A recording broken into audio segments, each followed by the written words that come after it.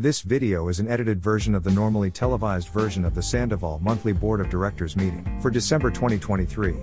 The meeting, recorded on December 14th in the Pelican Building, utilized a backup volunteer to record and stream this meeting for the Sandoval community. Sandoval Communications thanks him for his efforts. However, issues occurred during streaming of this meeting, but a majority was recorded and edited for presentation. Meeting contents are summarized where necessary for the Sandoval community. Agenda items omitted in this video are resident comments, pledge to the flag, and call to order. Approval of the regular board minutes for November 16, 2023 were approved by voice vote. As for the board president's report, John Elkins had highlighted the great work performed by the members of all the committees in 2023. The president also said he was proud of the work performed by the Finance Committee under the direction of Bill Simonelli, by achieving a solid budget for Sandoval in 2024. Also, John Elkins is quoted to say, "I am looking forward to the continued excellence by the Lakes and Landscape Committees for 2024.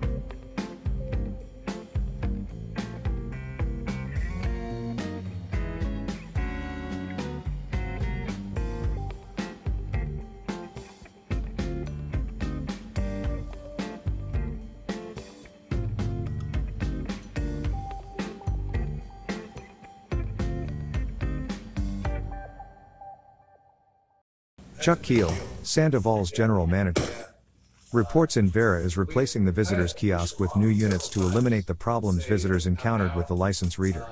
Additional issues with Invera are being discussed. And this is where the video stream begins. So we better leave it open.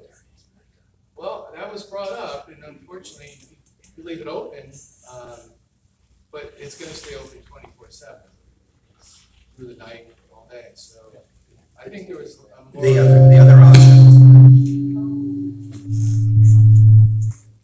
There is an option to consider when you're dealing with the Veterans Gate in particular, that during the day we leave Trafalgar open, because that is usually not a vendor access point.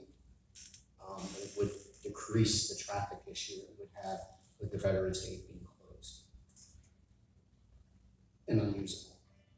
Not necessarily to do that with the Pine Island Gate and the, are they even doing on Pine Island as well? no, Pine Island. Sorry, it's not doing that on the, when Trafalgar goes out, but dealing with it when Veterans is out. If you're going to leave the gate open, why not veterans? And that is a, what's the volume comparison of the three? Any idea? Veterans is by far the visitor traffic. That's what I thought. And it is the main entrance, right. So it's the most popular gate. Ironically, Pine Island is second, and Trafalgar is third. I really don't like closing for a week. Do you? While the repairs are being done, can traffic even go through those open gates? No, they have. I mean, they can't be going during the day because the workers will be They working. can't at all. No. The requirement is that they have to have full access to all the gates at the same time. Yeah, we better open. That's my thought. Yeah, I agree. And I'm sorry, I only sat in on the safety meeting to have these comments. So. But that's only during the daylight. Yes, that would be the recommendation at night. So my only comment is, I'm assuming that we would have to give emergency services some kind of notice that these gates are closed. So that in case, you know, they need to get access to the community, they know what they want to use. Yes. Okay. We have the police chief here, so any Well, I mean, fire department, ambulance services, that kind of stuff. And then my other question is, just in terms of consideration for traffic, is this something that we could potentially delay until snowbird season is over, so the number of residents again? there's no good time to do this. You know, it's. I guess we could. We can ask. Well, it depends if it's something that needs to be done because we're playing on house money with this, or not on house money. And try to get done. But if it's in terms of the volume of people coming in the community, would definitely be decreased with their snow season. What's the date they're considering? January 15th. They started this about 5 or 6 months ago. Let's do it then. If you change the schedule, you got a problem there. Yeah. I suggest we open the bar. Todd? Yeah. I agree. Yeah. Bill? Do we need a motion to that effect? It doesn't hurt. I'm looking here. Yeah, Your risk management. Unless you want me to make a motion. Go ahead. Huh? Feel free. Okay. I move we open the Bogger Gate, there's some time of closure of veterans for the Invera base. Daytime only? Pardon? For daytime only. Daytime on. And then they'll flip, then when they do Trafalgar, is it? I don't think they need to open veterans when they do Trafalgar. That only affects the residents. Good point. I agree with that. Question though, when we, at night, there will be visitors and vendors coming in. Okay, if we close the Bogger, then how do they get in? Or I'll have to go through Pine Island. can you make the Bogger visitor access? No, there's no kiosk there. Pine Island and other areas. Yeah. I have access to Pine Island. Yeah. That's all. It is. It's 1 week, like I said, there's no good time to do this. But once it's done, we're good to go. Let's see if I understand, they're doing it in phases, they're doing veterans first and Trafalgar, or both at the same time? No, Trafalgar, the week of the 8th to the 12th, and then veterans the week after, 15th to the 19th. I mean, there's no perfect scenario, but I mean, you just have to make sure they're routed to either gate's open. Yeah, our intentions are to rent those light boards that we put out there, detour signs, put some barrels out there, so traffic has to go down Hayden when we shut down veterans. And then same's true when we shut down. Okay. Any more discussion? All in favor of the motion, say aye. Aye. Opposed, no. Daytime. Who was second? I'm sorry. I second it. Oh, Bill? Bill second. We might want to relook at this. Got less than a month to go here. Might as well, Yeah. Yeah, it sounds like a colonoscopy. Gotta get it over with. Yeah, I remember that. More important. Yikes. General manager. It's a great All right. analogy. All right. Staying on the topic of Envira, the visitors' kiosks have been replaced this week with brand new kiosks. One of the technology issues that they have is people take their driver's license, visitors, they stick it in this machine, it swallows it like an ATM, and then maybe it spits it out, maybe it doesn't. And it's all because things kind of get gummed up in there. This new improved model is you stick it in, it doesn't get swallowed up. It reads the card and you can just pull it back out. So you're never going to lose your driver's license. And it's their newer technology. So that's been replaced. So that's been one of the issues we've had with visitors is that gummed up, like someone's license is stuck in there, nobody else can go through now. So that's an improvement. On the report, trees, we are down to like the last few areas of tree trimming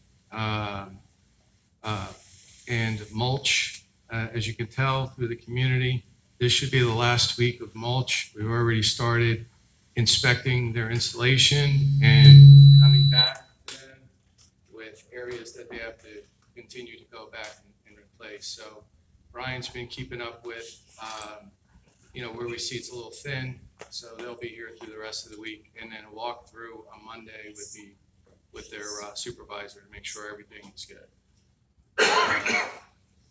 Power wash, they'll be back to do Calypso Park as well as some other areas, and we hope to get that buttoned up before the end of the year.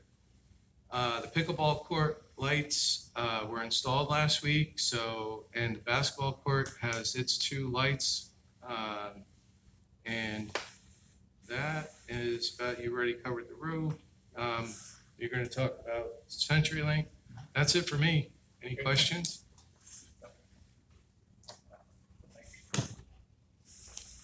Okay, the first item in new business is the veteran helicopter retainer agreement. And although I think in the past the president just signed it, I think as a matter of form, it's nice to bring it up for board approval. They've been our attorney for a long time. They're some of the 3 best. years. What years? 3. And they're also good at what. I'll make a motion to approve the agreement. Okay, do I hear a second? I'll second it. Any discussion? All in favor, say aye. Aye. Aye. Opposed, no. It's a $250. Yes, you got a question?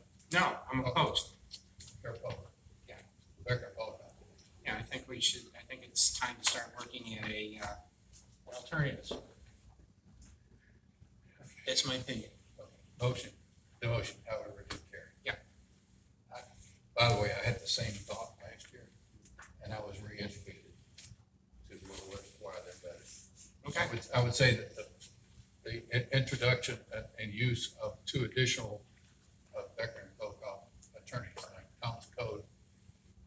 Sanjay Carey really put it over the top. Carey was unbelievably good. Okay, insurance policy review. This afternoon, I sent you all kind of a memo highlighting what we're going to talk about. This is a review of our existing insurance policies. At the recommendation of our insurance professional, Ian Keith, we engaged a local commercial real estate firm, Carlson Norris, and the mission behind that was to determine what the insurable value of these two particular buildings are for insurance purposes. And so we were able to get a value for both this clubhouse and the other clubhouse. Those insurable values were lower than what our current coverage limits are. I've highlighted those particular numbers for you in the memo.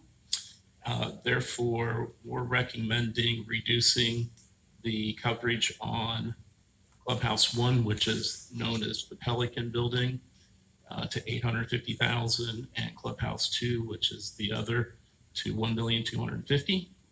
Lowering the limits will also reduce our deductible, which is currently 5% of the policy face.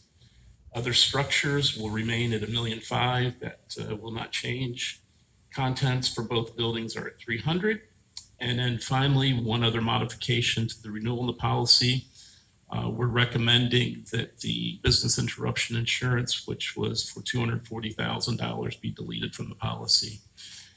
Those are the recommendations from the risk management team, and I'd be looking for board approval. Is that a motion? Yes, sir. I'll second. Okay.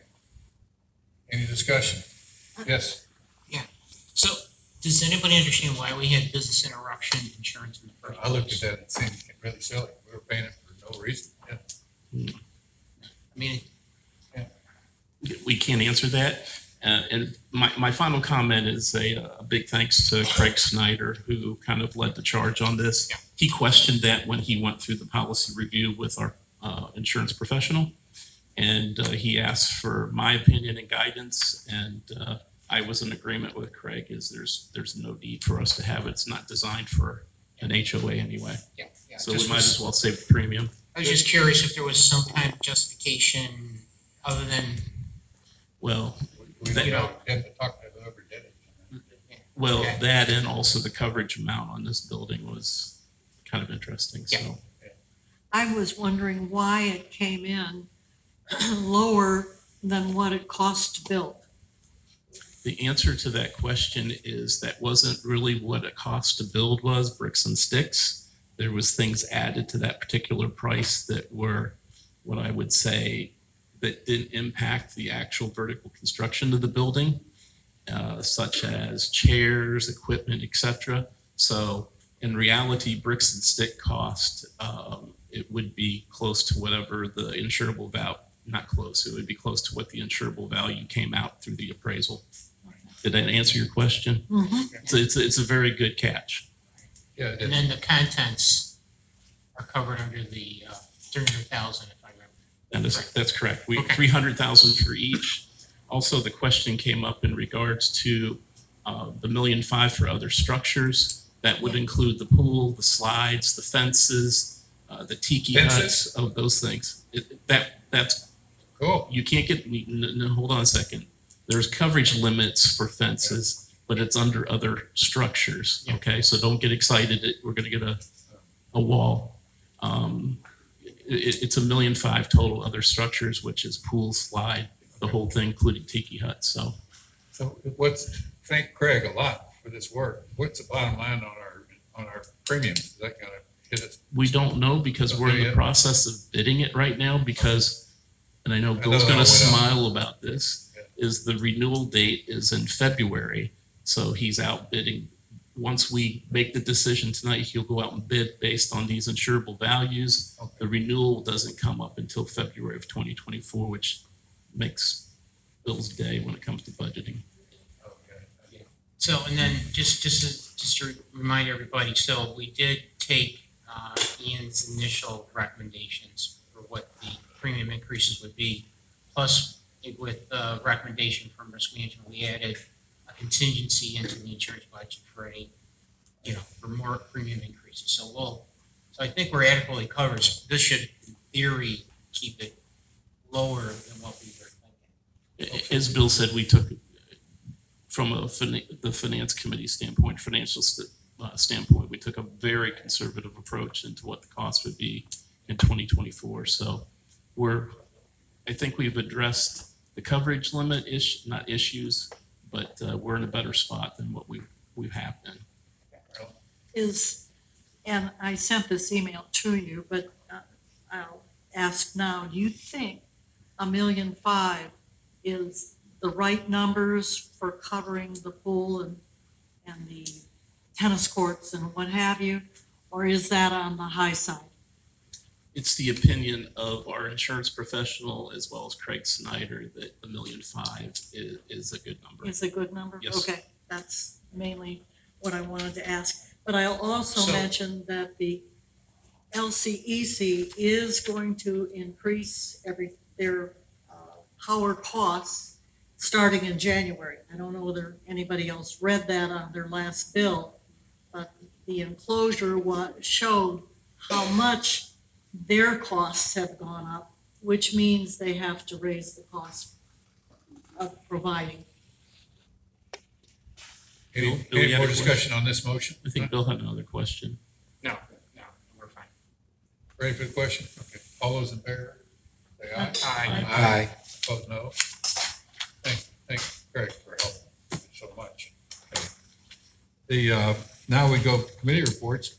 And first and foremost, we want to hear from our chairman of our Communications Internet Ad Hoc Committee, Steve Kessin. Steve. Try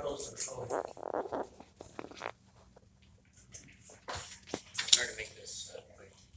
We had another meeting with our friends at CenturyLink, which is now called Quantum Fiber. There's really no difference that I can tell. I asked a number of pointed questions and I kept getting this, well, it'll be better. Okay. I think it's an internal issue with CenturyLink and Quantum, and I think they're moving some internal groups around and trying to make their whole operation more efficient. We'll see if that plays out. So we had a meeting on December 5th. Our attendees were Shannon Trantham from CenturyLink Bulk Account Manager, Monte Sullivan, the CenturyLink Systems Engineer, he's the top guy, Bill Chiminelli, Sandoval Board Liaison, and myself, Chairman of the Ad Hoc Committee. Monte Sullivan reported that we are no longer single-threaded out to the Sandoval Bridge. Thank you very much. He gave me a little map, which I sent out to the board. We're basically now wired all the way up through Port Charlotte, down to Punta Gorda, around Fort Myers, and then back up into our link or our hub. So we have a complete circular route. It's double-ended. And I think our dissatisfaction in the fact that they have to give us credits for outages helped to move that forward. They've installed new nodes, laid additional fiber, performed extensive testing of each leg of the fiber, cleaned all the connections at each node or transfer point to ensure that the connections around the loop provided the highest bandwidth.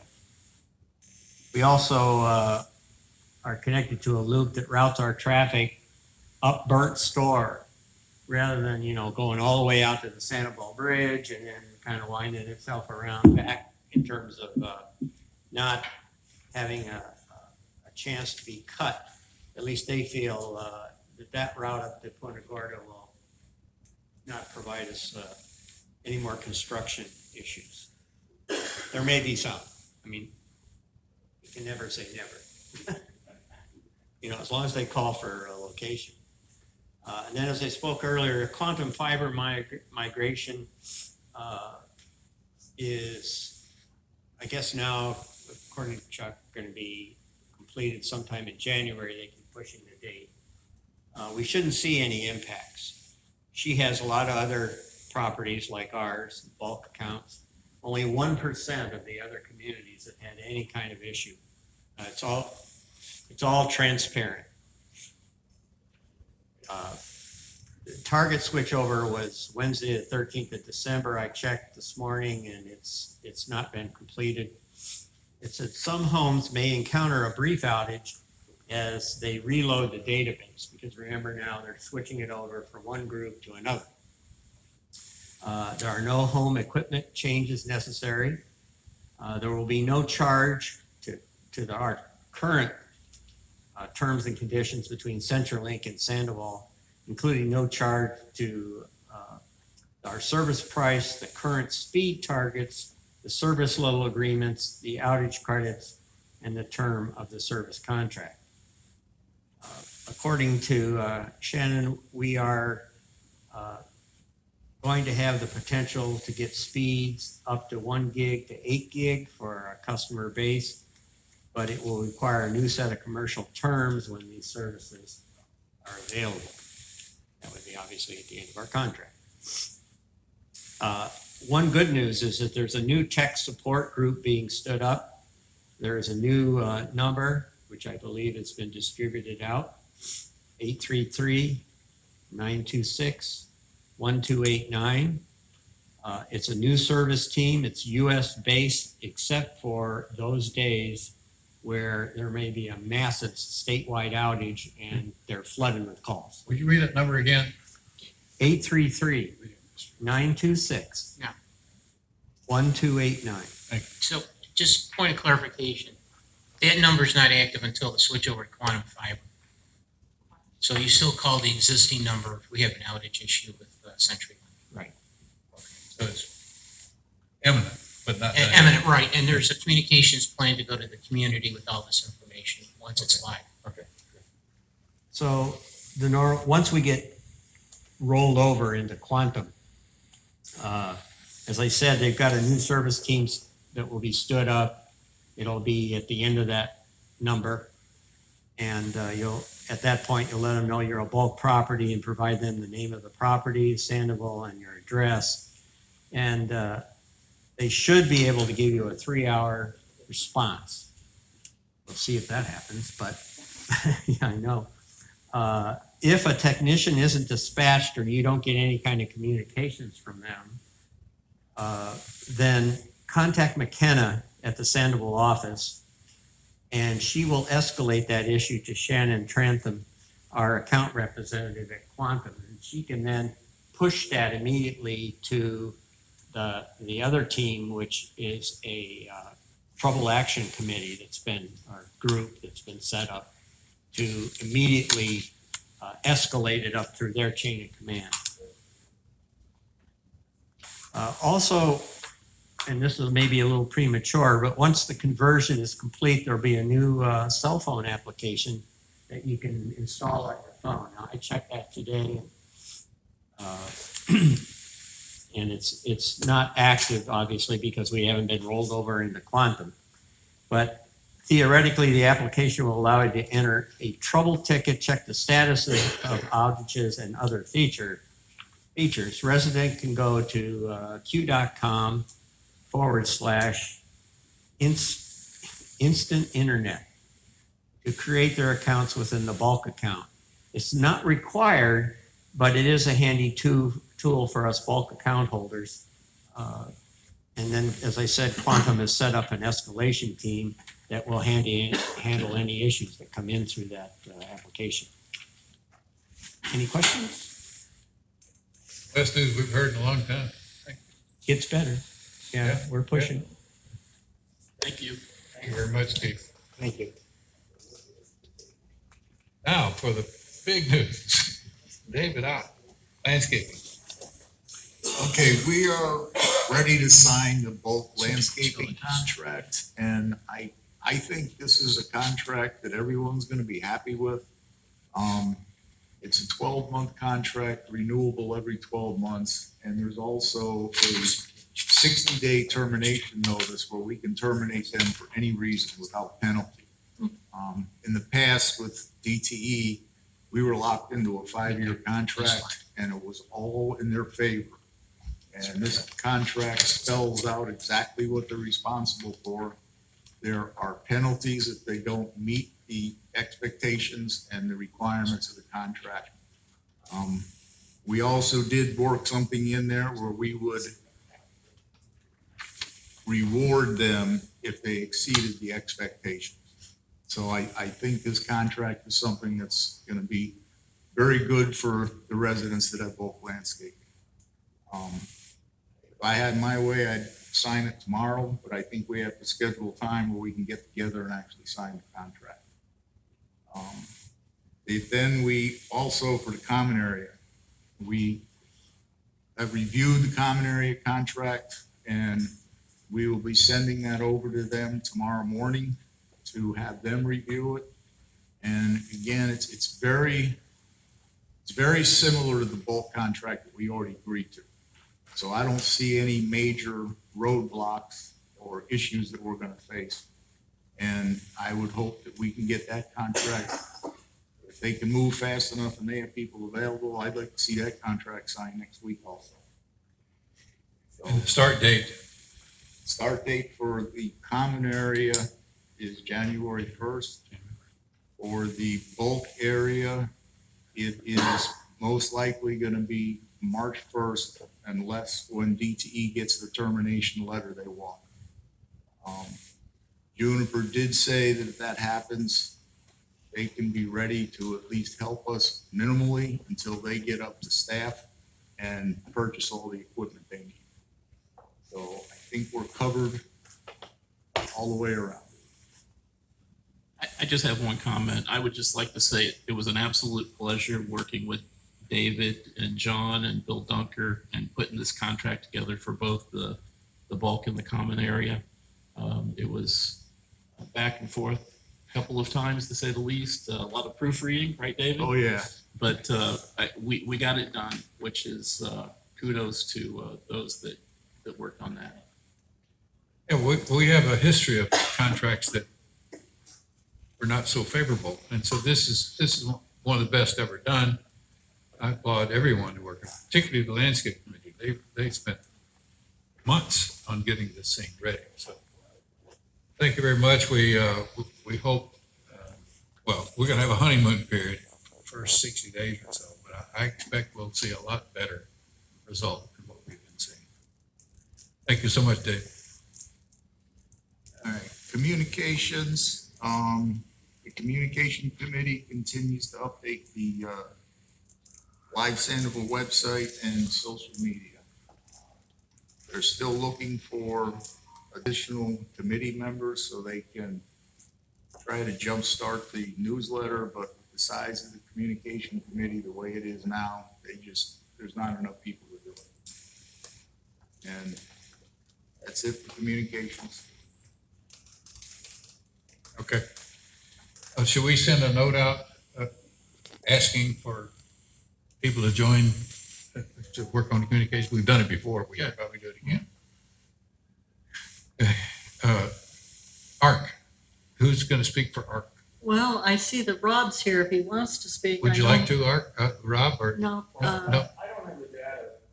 I know Okay, Marty's Marty not did here. say that there were 26 packets so far, and still people are not sending in all of the required information.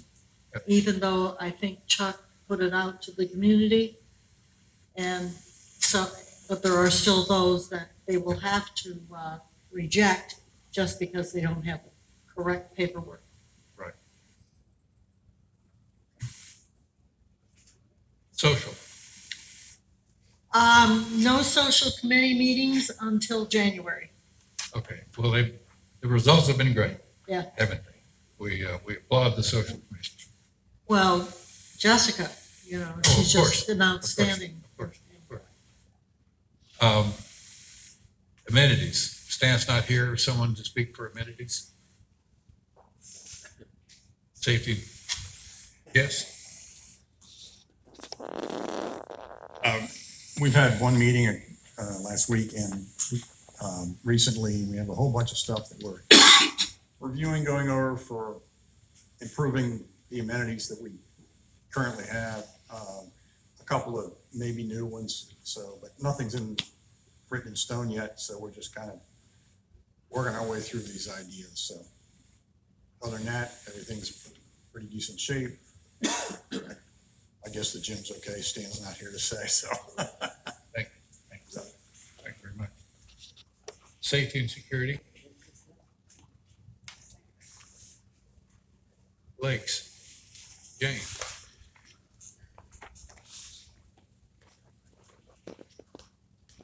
Thank you.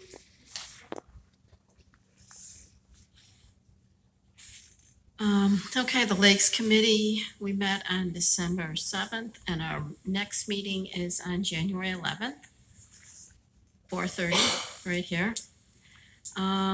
We're still working on getting estimates for shoreline repair. We had one of the vendors out and actually walked around some of the shoreline, talked about different repairs, different types of repair, and kind of got a better idea of what kind of damage for what kind of repair. The most expensive type of repair that they do is socks, and we saw a shoreline and he explained how it would work. So it was very informative. So the committee members I've tasked the committee members to review all the shorelines on all the lakes before our next meeting so that we can get together and then send out a specific request for estimates on the repair to 2 vendors. As a committee, we're looking for more ways to engage the community and get people involved in helping taking care of our lakes. We're also looking for more committee members. The littorals were planted last month. We had littorals planted on 5 lakes. I think it was 5 lakes. We'll see how it goes. You really won't know for a year or 2 how well they took. So it's kind of, we think it was a good job. We'll see and what it looks like. The pond watch failure, we just got a new pond watch report, so we'll have to review that to see if there's any significant changes. That's it. Did we get something back from our Nesto yet? 2 weeks. 2 more weeks? Okay. Thank you, Jane. However, Have you made a motion? I don't think it would be appropriate for me to make the motion since I'm the chair. If you want me to, I'll be glad. I would make the motion that we adopt the strategic plan as written by the Strategic Planning Committee. I'll third it. Okay. Well, we've had a lot of discussion. I think as long as we understand that it's an excellent plan, but plans change and it's not cast in stone. It does not constitute a. It's a fluid document that would move. And I applaud it completely, and I'm glad they did it. I would agree with you. Okay. I'll support. Any other discussion? All those in favor say aye. Aye. I'll go ahead. Opposed, no? No. Okay. Motion carried by a vote of 4-1, 5-1. And if you, Marilyn, I'll get you a hard copy of it. I would love to be able Absolutely. to read the pages that I couldn't. Absolutely. Any other discussion? Okay, the next board meeting will be January 25th. We are adjourned. Do we have any comments or questions from our residents? No. Thank you for coming. Good night. Merry Christmas.